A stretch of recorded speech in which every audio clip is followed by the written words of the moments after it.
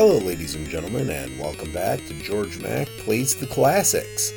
Michael Hayes and the Freebirds are nowhere to be found, but Mickey Mouse is here in Fantasia. The Sorcerer's Apprentice is catching 40 winks in the Master's dungeon, but all is not calm as the wind blows itself in. The notes on the page float away, and it's up to Mickey to do something. He rises in his dream and follows them as they scatter throughout Fantasia. Can you collect them before the Master finds out about your failure? As the Sorcerer's Apprentice, Mickey has access to magic spells. These come in small and big varieties. I became quickly hesitant to fire these off because they are limited by the number of spell points you collect from the occasional flying spell book.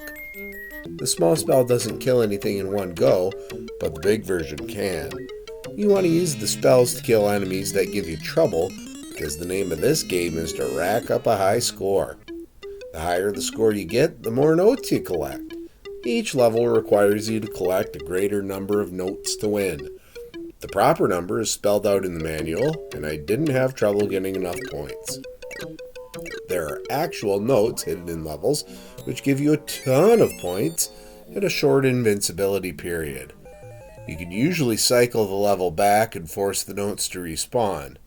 Getting through the levels is quite difficult because Mickey controls like he is in molasses. There's a lot of bad design present, which makes the game a chore to play. Hit detection will hurt you when it should miss. Jumping on enemies sometimes hurts them and sometimes hurts you. Foreground graphics obscure platforms and enemies that you need to jump on. The same platforms and enemies may move erratically, leading to many injuries and death. There are no bosses present. You just need to collect enough points by collecting items and killing enemies.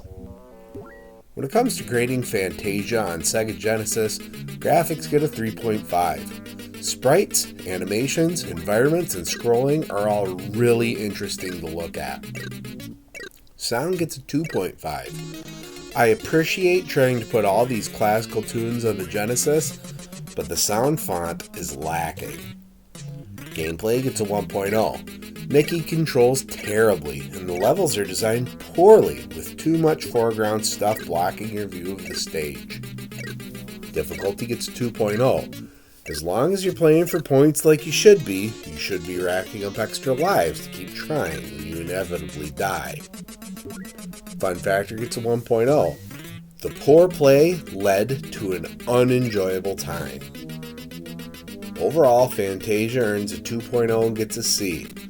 This is easily my least favorite of the Mickey Mouse games I've played so far. It would have benefited immensely from some extra polish time. Well, that's going to do it for me for today. Please make sure to like this video. Let me know what you think of Fantasia in the comments. And please subscribe to Head Drop Productions here on YouTube, because we want you here for each and every video we release, because it is your destiny.